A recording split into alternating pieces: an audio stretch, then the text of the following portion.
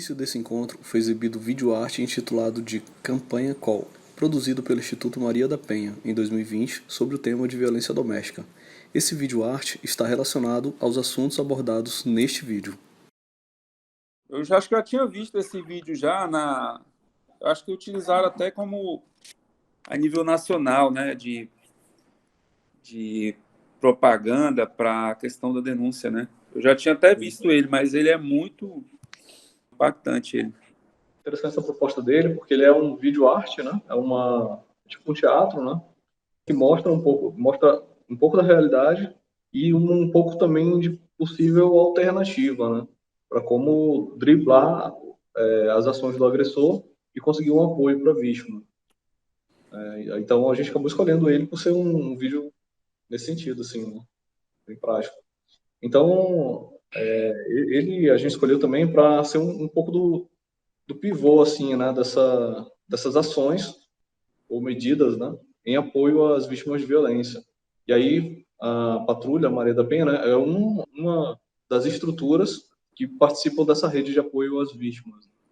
E aí a gente começa o nosso bate-papo, né? Eu gostaria que você começasse se apresentando e falando um pouco, né, sobre o trabalho da Guarda Municipal e especialmente, né, com foco na Patrulha Maria da Penha.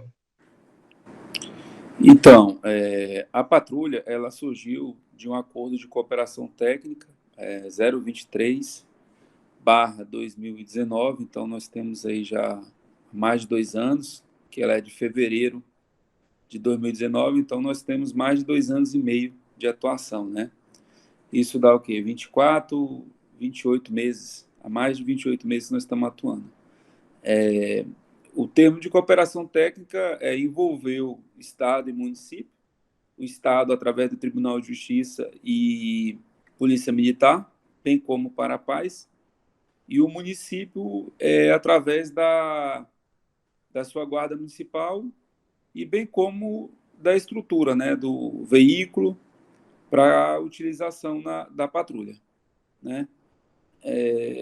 Nós iniciamos atualmente, nós acompanhamos 29 mulheres vítimas de violência doméstica que detêm medida protetiva de urgência, chamadas MPUs. Nós atuamos diretamente com esse acompanhamento, né? O Tribunal de Justiça encaminha para a gente a medida protetiva, aonde consta lá essas medidas protetivas, a questão do distanciamento do autor da vítima, a questão do contato telefônico e demais medidas previstas na Lei 11.340, a Lei Maria da Penha. Tem vários casos, né? Cada caso é um caso, nunca, geralmente é diferente. Às vezes o juiz determina que o pai, quando envolve situações até de o filho, ele determina que não seja visitado o filho. Outros casos ele determina que seja visitado através da utilização de terceiros. Então nosso trabalho é muito dinâmico. Cada caso que a gente acompanha é um caso diferente. Nós acompanhamos também autores, por exemplo, se nós acompanhamos 29 vítimas, nós acompanhamos 29 autores, quase todos a gente consegue encontrar e fazer o acompanhamento.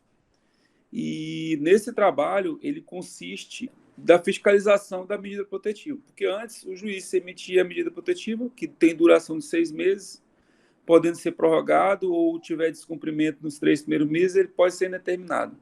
Então, ele emitia essa medida e aguardava, né, que fosse cumprido. Não tinha mecanismo de fiscalização. Então, a patrulha entrou nesse ponto aí da questão da fiscalização, mas sempre é feito mais, muito mais, do que se fiscalizar, porque, a princípio, a gente encontra aquela mulher vítima, geralmente fragilizada por conta da violência e também por conta da separação, porque, querendo ou não, gera esse impacto nela, né?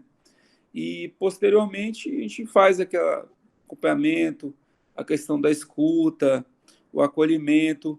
É importante frisar que, por exemplo, na patrulha tem os policiais, os masculinos e os femininos.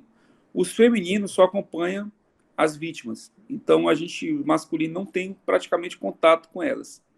E a gente tem contato com os autores. Então, essas policiais femininas, elas acolhem a vítima, ouvem, conversam, tentam levantar a moral dela, tentam, de alguma forma, fazer com que ela continue a vida dela, através dos instrumentos também, da questão da rede, que é o que? Assistência social, através da CEASPAC, questão jurídica, através da Faculdade de Carajás, Defensoria Pública, e também questão psicológica, né? Então, também é necessário. Muitas delas pedem. Então, quando ela chega na patrulha, ela não é só fiscalizada a sua medida que ela detém, mas também todo um funcionamento em rede que a gente atua. E na questão dos autores, quando a gente chega no autor, a gente informa para ele as medidas protetivas, informa da importância, informa da penalidade, que é uma penalidade grave, que pode gerar até 2 anos de prisão pelo fato de descumprimento de medida protetiva, conforme a lei também 11.340. E para eles a gente coloca a questão nessas conversas que a gente tem com ele, entender o que aconteceu, entender que aquilo é um tipo de violência que, na grande maioria, eles não sabem, eles querem novamente botar a culpa na mulher, sempre, quase todos os casos. Então a gente coloca também essa consciência. Alguns deles conseguem entender de início já, que assumem que cometeram a violência, e outros, com o decorrer do acompanhamento, a gente consegue fazer com que eles entendam também que, olha, isso é uma forma de violência, não é só bater, machucar, fazer sair sangue na mulher, que é agressão. Então, tem vários tipos de agressão, tem agressão psicológica, aquela agressão patrimonial. Então, tem outras formas de agressão. E com o decorrer do tempo, eles acabam entendendo. E isso a gente consegue uma baixa reincidência, né? Que é o quê? Aquele novo autor vai cometer um novo tipo de violência ou descumprir medida. Então, a nossa taxa é abaixo de 5%. Então, para a gente tende até aceitável. A gente quer reduzir ainda mais essa taxa de reincidência.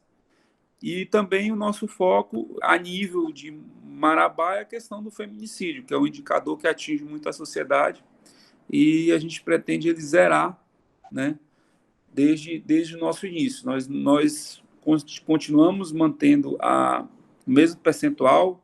No Pará, ele se aumentou esse percentual, mas aqui a gente conseguiu manter. Então, nós tivemos 2 feminicídios em 2019, 2 em 2020, e até agora não tem registro.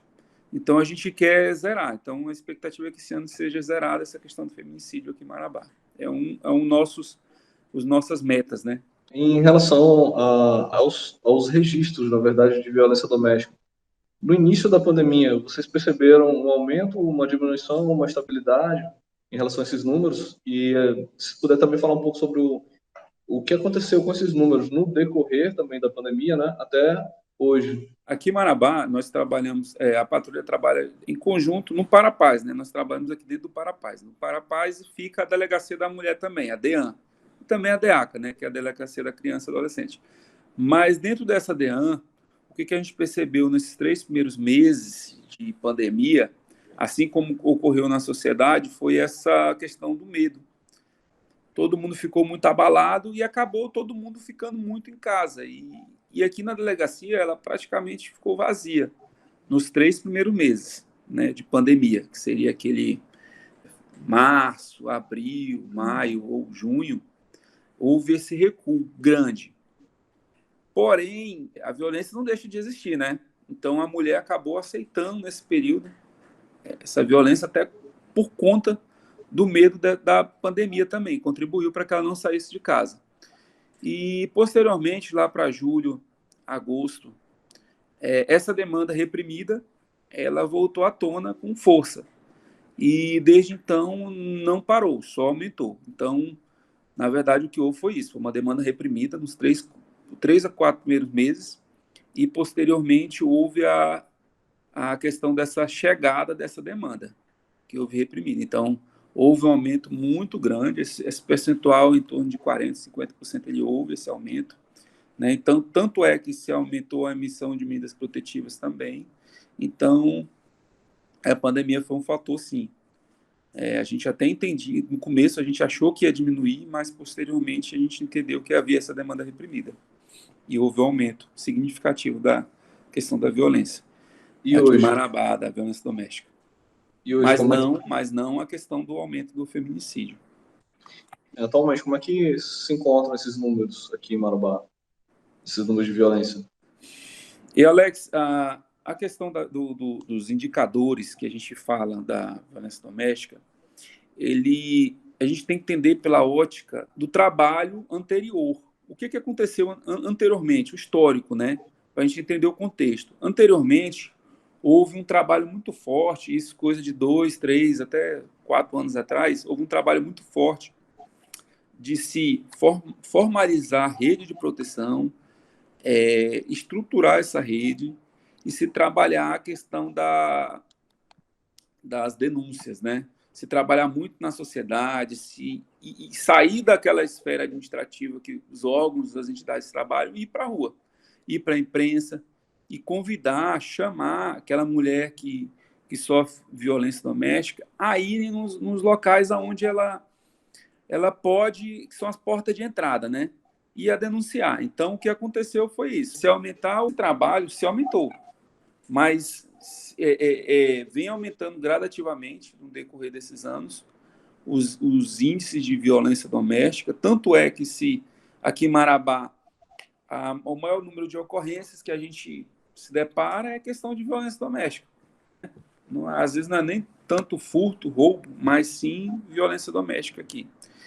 Então, se pensando nessa ideia de médio e longo prazo, nós estamos na fase da sociedade se conscientizar para denunciar. Então, com isso, ela vai aumentar no decorrer do tempo e, posteriormente, essa curva ela vai começar a declinar. Que é quando as mulheres já estão todas conscientizadas, sabendo dos seus direitos, sabendo aonde ela pode denunciar e sabendo que existe uma estrutura de proteção para ela. Então, nós estamos nessa fase de conscientização. A tendência é continuar amena para chegar a um ponto de declínio. Então, nós ainda estamos num ponto de aumento ou a manutenção do percentual. Em relação ao registro, né, desse caso, como é que essas denúncias chegam para vocês? Que você falou sobre as medidas protetivas, né, que são praticamente um instrumento que vocês têm em mãos para poder agir em relação aos casais, né, tanto ao agressor quanto à vítima.